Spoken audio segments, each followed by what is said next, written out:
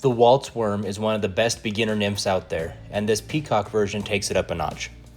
Same simple tie, but that Peacock Herl body gives it just an incredible natural sparkle that fish love.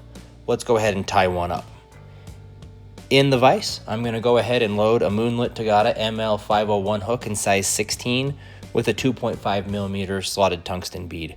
And I'm going to use some Semperfli classic wax thread in 6/0 just to lock that bead into place and to tie our fly up.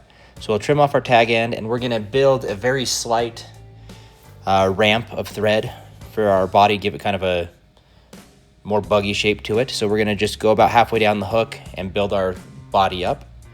Just work our way up and down.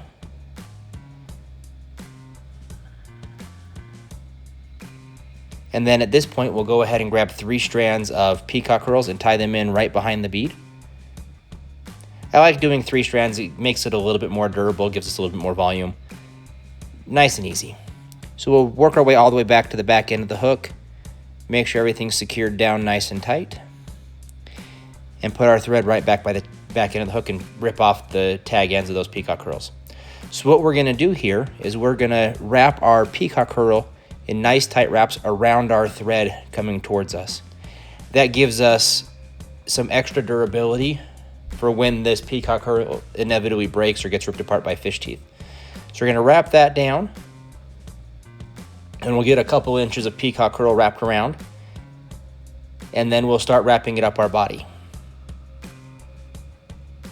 So we'll pull our bobbin up, and we'll have our bobbin rest in our hand, and we'll pinch the thread in the Peacock Herls so we can wrap our way all the way on up the hook and just do nice tight touching wraps all the way up the hook.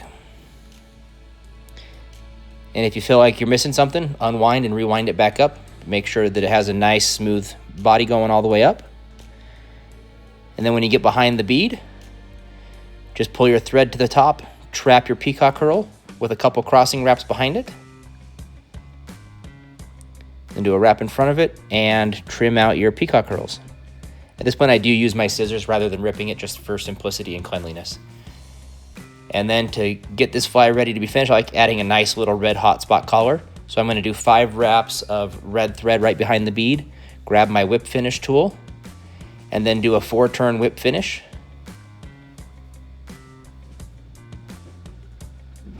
And that'll get the fly completed. We'll go ahead and tighten our knot, trim out our thread, and then at this point, I'm going to add a small dab of super glue. You can also use UV resin or any other type of head cement to lock your thread into place a little bit better. Let that sit, and the fly is completed. If this video is of any value to you, please take a moment, hit the like button, subscribe, and be ready to come back for our video next week. We're doing videos on a weekly cadence so that you can make sure and get the fly tying videos that you need to help you catch the fish you want to catch. Thank you for stopping by, Tight Lines, and hope to see you on the next video.